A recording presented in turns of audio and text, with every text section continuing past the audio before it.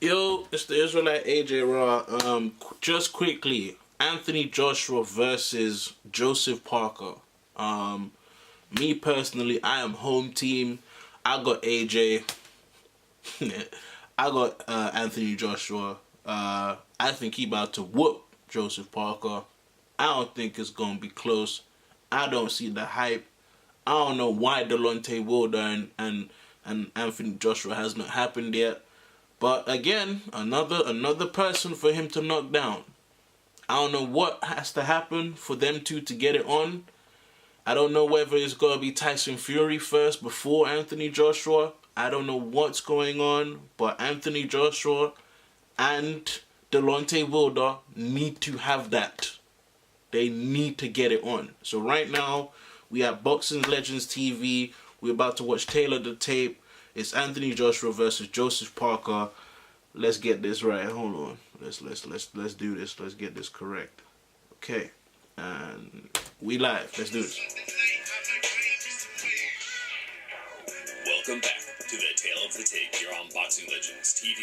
Today we'll be breaking down everything you need to know about the upcoming unification clash between Joesph Parker and AJ Anthony Joshua. We usually only do this type of video for 50-50 showdowns, but this is a big fight for boxing right now, and I think it deserves a closer look.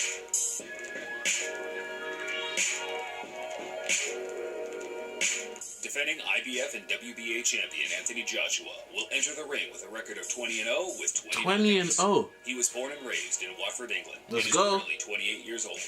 Joshua packs his huge build into a body of 6'6" and has a reach of 82 inches. He's a classic man fighting in a classic orthodox stance and will be expected to weigh in at roughly 250 pounds. Moving on to AJ's performance card, his standout stats are his power at 91, ring IQ at 88, technically solid defense at 85, with his stamina being his lowest at 79. But it takes a certain type of fighter to exploit that, and we'll reveal if Parker will be that man later on. WBO champion Joesph Parker will enter the ring with an unbeaten record of 24-0 with 18 knockouts. He resides roughly 12,000 miles away in New Zealand and is still relatively young, turning 26 earlier this year. Parker is just tall enough to be mentioned amongst the dinosaurs of today at 6'4". Okay, 6'4". Okay, and he's got 78 inches. So Anthony got a few more inches on him in terms of the reach, in terms of his arms, and he's a bit heavier too. So what we even? Parker's card is quite well balanced with his standout stats. He's balanced, but he's not AJ though. He's not Anthony Joshua. This is facts. And we'll elaborate on that later on. This is not facts at all. I mean, it's facts, sorry. This is not. It's not even close. I don't know why they even fighting, but hey, whatever. Let's see. We about to watch this breakdown right now. Many of you watching today already know the story of these two, so we'll keep this section short and straight to the point. But you believe you can go all the way, don't you? I'm not saying anything just yet. Joesph Parker's rise to the top started roughly 20 years ago when he took up boxing thanks to his father, Dempsey, who was a huge boxing fan and named after the legendary champion Jack Dempsey from the 1920s. Parker quickly became one of the best rising prospects from New Zealand as an amateur. Oh, he's from New Zealand, okay. Winning various medals and only ever losing to guys like Tony Yoka and Filip Hrgovic, who went on to be top 10, possible top 5 heavyweights in the amateur circuit over the next few years. Parker turned professional in 2012 and started bombing out every challenger in his country. Franz Botha, Sherman Williams, and Kelly Meehan are a few amongst others. He's quick. I'm not gonna lie. He got good hands, man. He's quick. He's fast. Parker rightfully built up some hype and started knocking over top 25 heavyweights every few months and earned his chance to fight Andy Ruiz Jr. for Tyson Fury's recently vacated WBO. I miss Tyson Fury, man. Miss Tyson Fury. He look like he in a dogfight. Parker had to come through a tough fight, but rightfully got the decision and has made 2 title defenses since, with a great win over the young Hughie Fury being the one to stand out. Looking back at Parker's career, it certainly hasn't been all roses. He's had to come through some tough scraps and game challengers to earn his status as a legitimate champion. The Joshua fight has been talked about for the last few years amongst fans, and it's great that we finally are getting to see these two go at it on March 31st. Listen, I put my hand on his back, and I was like, damn. It was like stone. I was like, man, listen, I got to stay friends with this dude. Anthony Joshua took up boxing. Big up Will Smith. Now is the only reality that we have. It's time to secure your domain. Thank you. Listen, I've got to stay friends with this dude. Anthony Joshua took up boxing at a much later age due to various different factors, but mostly because he didn't realize the talent he had while he was succeeding in other sports, such as athletics and football. I do regret packing in my younger days. You know, yeah, I was a bit of a baller. Joshua had some trouble with the law as a young adult, which resulted in him taking up boxing to channel his energy in a positive way. His natural talent was nothing short of mind-blowing. Within just a few short years, he was competing and beating some of the best amateurs, not just in Britain, but the world, as he became the British ABA and Olympic champion within just a 3-year period of competing. I would advise anyone who hasn't gone and watched his amateur fights to seek them out, because he really was something special for such a novice.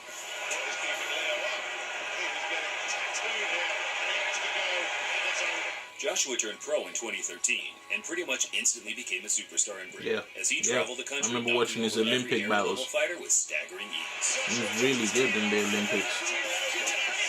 I was really happy for him because he did his thing in the Joshua Olympics. put himself on the world stage after destroying Dillian Whyte in a British title fight classic in 2015, and then went on to breeze through American prospect/champion Charles Martin for his first world title. That Charles Martin fight always makes me laugh. Joshua then he had was talking about, I am God. Klitschko in April of 2017. This Klitschko fight solidified him. Rightfully earned a standing ovation exit after a brutal 11-round war that saw both men hit the deck. I don't think Joshua has had to come through as many tough fights as Parker throughout his career so far, but it could be down to Joshua simply making easier work of his opposition. They only have one fighter on their resumes in common in Carlos Takam, who gave them both a fair share of trouble, and I often wonder why promoters match their fighters with Takam, as he always just seems to do his best to make your fighter look bad without much praise for a victory. Takam is a beast. Takam is a beast. There's no. Starting off with some positives for Joesph Parker. The main thing to note is the speed and combination punching, which is undoubtedly amongst the best in the division.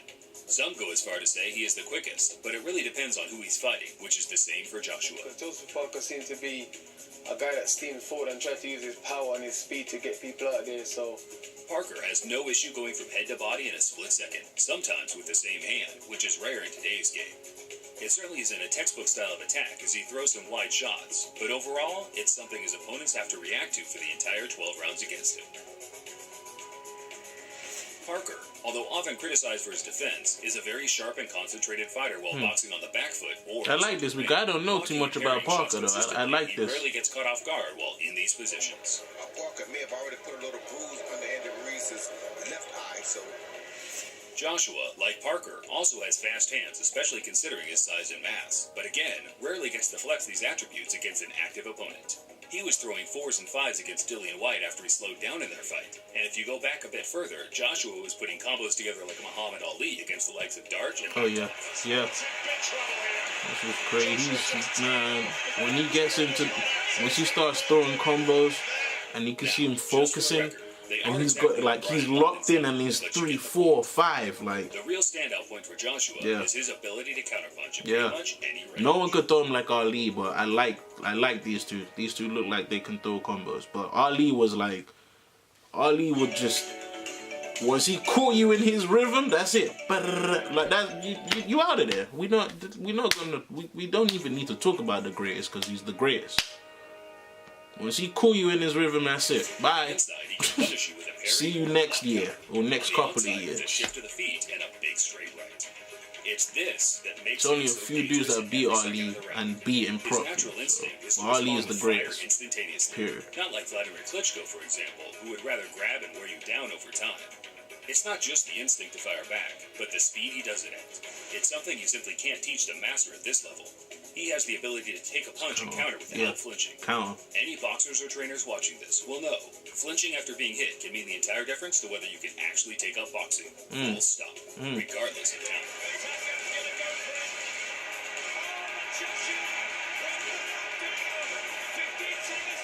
Very good at I've countering. always pictured this fight to take place in the center ring for the large majority, and I think it's here that we'll see the best from both men. But if Parker decides to press, then we might get an early knockout for either man, depending on Parker's intent. Come on now.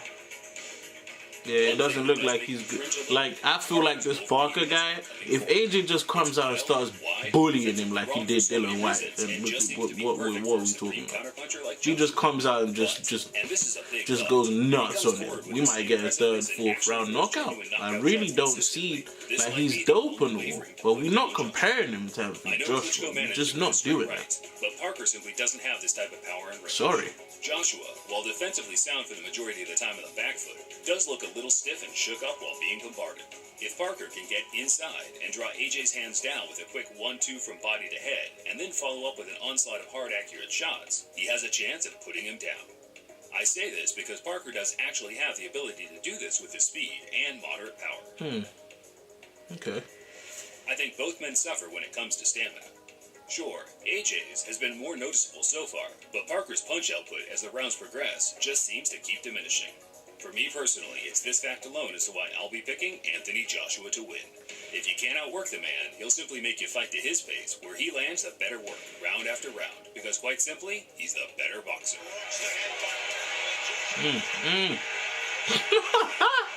What? I have no doubt Parker will put up a valiant effort, and my only wish is for both men to come out of the ring just as they went in. Young, talented, with a big future ahead of them. Thanks for watching, fight fans. If you